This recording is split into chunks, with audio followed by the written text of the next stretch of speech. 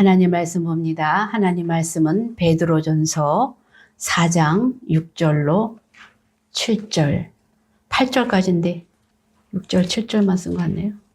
일단 6절, 7절 다 같이 한 목소리로 읽겠습니다.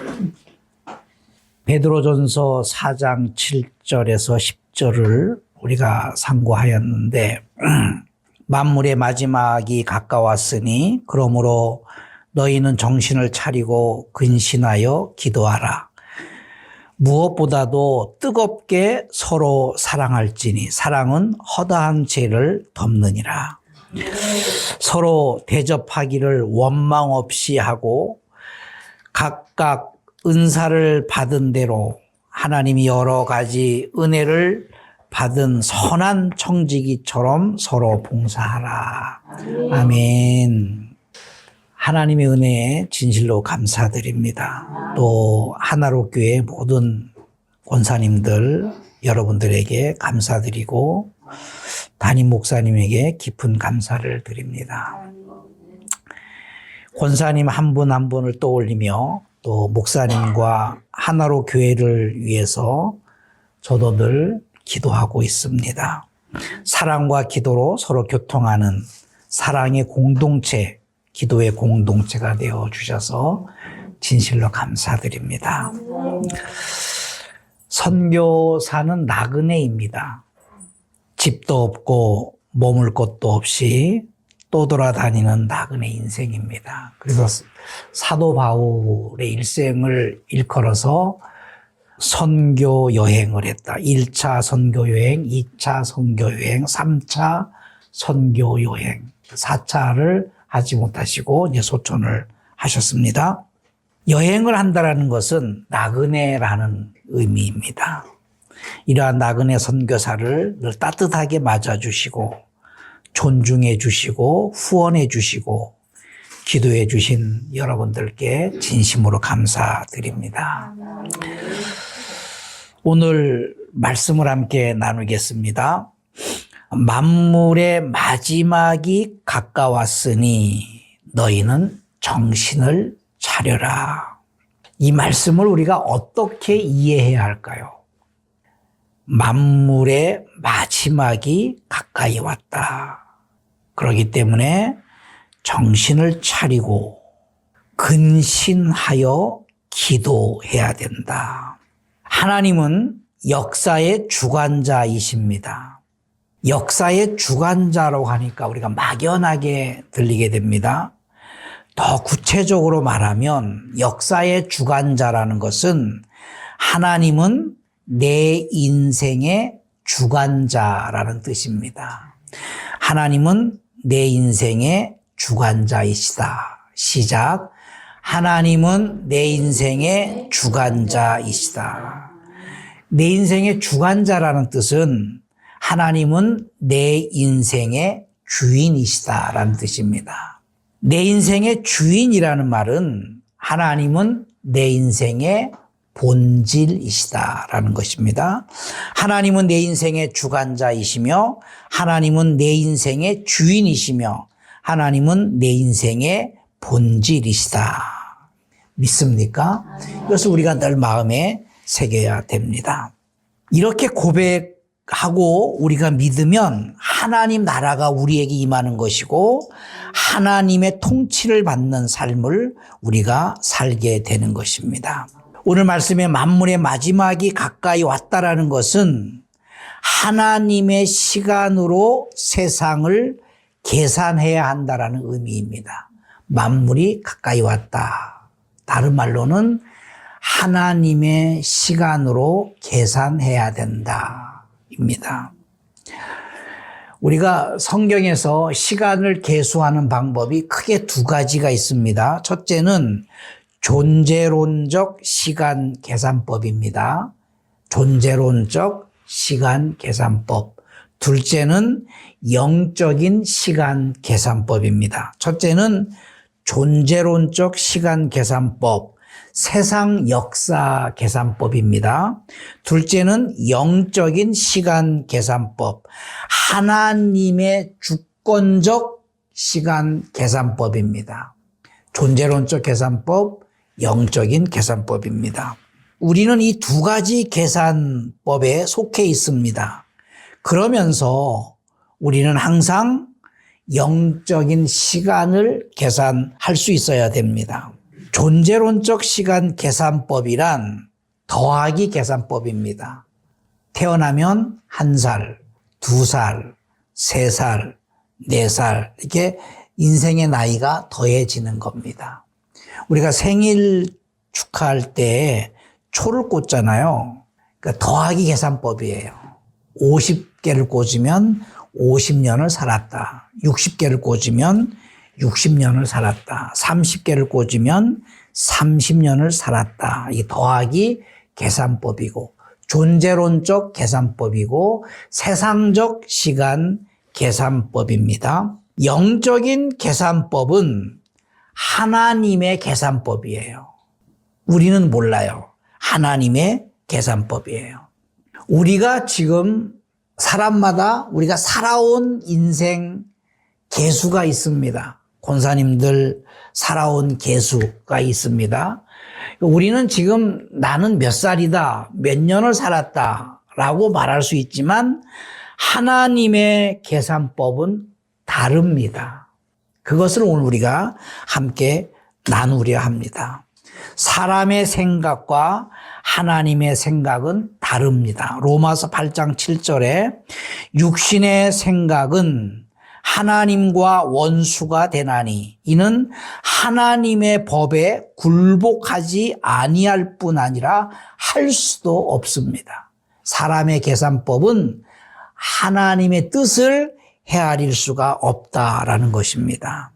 시편 64편 9절에 모든 사람이 두려워하여 하나님의 일을 선포하며 그의 행하심을 깊이 생각해야 한다 했습니다. 이사야 55장 8절에 이는 내 생각이 하나님의 생각이 너희의 생각과 다르며 내 길이 너희의 길과 다름이라 여호와의 말씀이니라 하셨습니다. 존재론적 시간 계산법을 우리가 좀 이해를 할 수 있도록 설명을 해드릴게요. 존재론적인 시간 계산법, 세상적인 시간 계산법은 더하기 형태의 계산법입니다. 아담, 노아, 아브라함, 다윗, 예수 그리스도 이것이 구약의 존재론적인 역사 시간 계산법입니다. 아담부터 시작했습니다. 아담부터. 그리고 약 1000년이 지나서 노아가 태어납니다. 노아. 정확히 1000년은 아니지만 약 1000년. 노아 이후에 1000년이 지나서 아브라함이 태어납니다. 아브라함 이후에 1000년이 지나서 다윗이 태어납니다. 다윗 이후에 1000년이 지나서 예수 그리스도가 이 땅에 오셨습니다. 아담, 노아, 아브라함, 다윗, 예수 그리스도.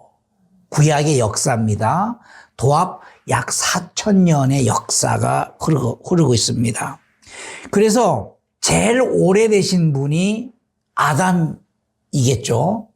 아담부터 1년, 2년, 3년, 4년 더하기를 계속해서 1000년이 되었을 때 노아가 태어나고 그리고 1001년, 1002년, 1003년, 2000년이 되었을 때 아브라함이 태어나고 또 더하기로 계속하다가 3000년이 되었을 때 다윗이 태어나고 또 더하기로 하다가 4000년이 되었을 때 초림 예수께서 이 땅에 오셨습니다. 이러한 존재론적인 시간 계산법이 영적인 계산법으로 바뀌게 됩니다. 모든 시간은 예수 그리스도에게로 귀속됩니다. 모든 시간은 예수님에게로 귀속됩니다. 그래서 예수님을 역사의 주관자라 하시는 겁니다. 예수 그리스도가 오시기 전에는 아담부터 1년, 2년, 3년 이렇게 더해졌는데 예수 그리스도가 오신 이후에는 시간이 거꾸로 계산이 됩니다. 그래서 아담 때를 1년, 2년 이렇게 말하지 않고 아담 때를 4,000년이라고 말하는 거예요. 4,000년, 3,000년, 2,000년, 다윗은 1,000년대 사람입니다.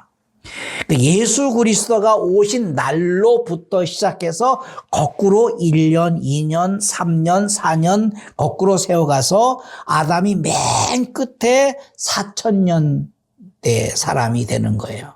이해가시죠?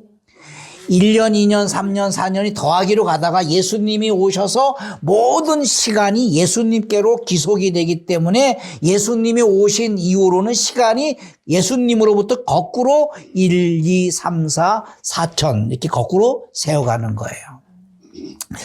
신약은 우리는 신약 시대에 살고 있는데 신약은 예수님이 오신 이후로 계산해서 지금까지 2025년이 되었습니다. 약 2025년이 되었습니다.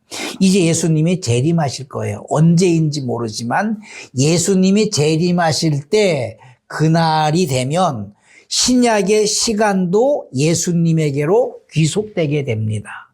존재론적인 시간이 영적인 시간으로 귀속되게 됩니다.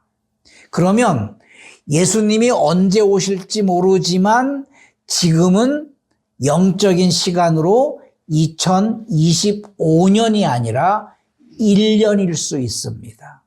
무슨 말인지 이해가시죠? 1년이면 예수님이 내년에 오시는 거예요.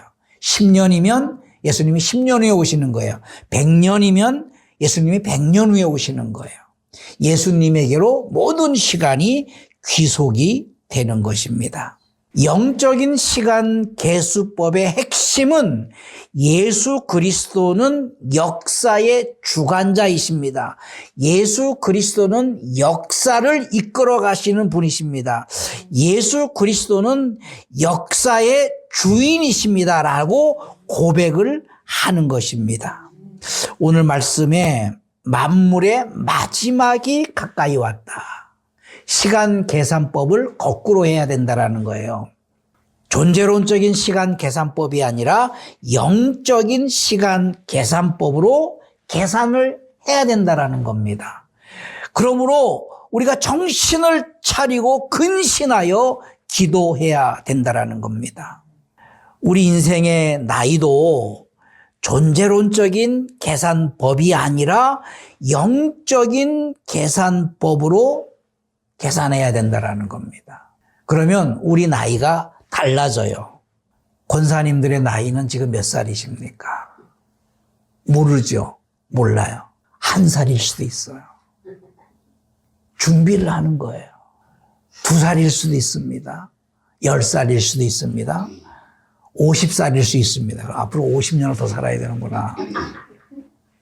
저는 작년 여러분들이 기도해 주셔서 또 후원해 주셔서 같은 마음으로 애통해 주셔서 감사드려요. 작년 10월 2일이 제 아들처럼 키웠던 사위의 생일이었어요. 10월 2일이. 그리고 생일을 지나고 그 다음 주에 소천을 했어요. 40대. 그러니까 그 생일이 1년이었던 거예요. 마지막 생일이었던 거예요. 우리가 그 생일을 그때 나이가 영적인 나이가 너는 1살이구나 이제. 그럼 이제 얼마 안 남은 거예요.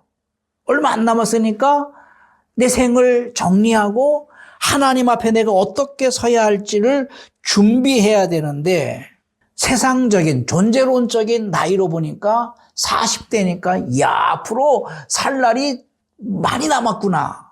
100세 시대면 60년을 더 살아야 되는구나 생각을 했는데 하나님의 시간으로 보면 영적인 나이로는 1살이었던 거예요. 만약에 우리가 그것을 깨달았다 그러면 그 마지막 생일 잔치가 특별했을 거예요. 야, 이제 너는 1살이구나. 1살이구나. 인간의 수명은 아무도 알 수가 없습니다. 그렇기 때문에 우리가 해야 할 일이 있습니다. 오늘 말씀처럼 무엇보다도 뜨겁게 서로 사랑해야 됩니다. 사랑은 허다한 죄를 다 덮습니다. 서로 대접하기를 원망 없이 해야 됩니다. 각각 은사를 받은 대로 하나님의 여러 가지 은혜를 맡은 선한 청지기 같이 우리가 서로를 향해서 봉사해야 됩니다.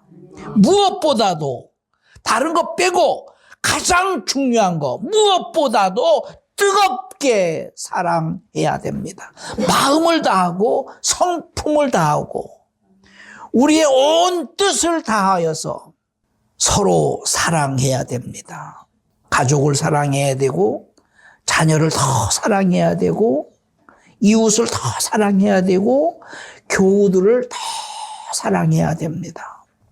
왜냐하면 우리는 영적인 나이로 계산해야 되기 때문에 그렇습니다. 서로 대접하기를 원망 없이 해야 됩니다.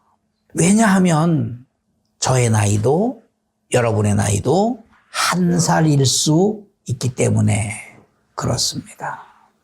저는 이번에 한국에 와서 얼마 되지도 않았는데 3분의 장례를 인도했어요. 마지막은 지난주에 장례를 인도했습니다. 너무나 소중한 거예요. 왜 하나님께서 왜 이렇게 장례를 많이 치르게 하실까? 장례 예배를 인도하면서 깨달음이 있어요. 창세기 24장 1절에 하나님께서 아브라함에게 약속을 해주셨는데 아브라함이 나이가 많아 늙었고 영적인 나이예요. 인간의 육체적인 나이, 존재론적인 나이는 늙었어요. 그런데 여호와께서 그에게 범사의 복을 주셨더라. 아브라함은 영적인 나이를 깨달을 수 있었어요. 내가 1년인지 2년인지 3년인지. 그 노년의 복을 주신 것 중 하나는 하나님의 부름을 받을 것을 알았습니다.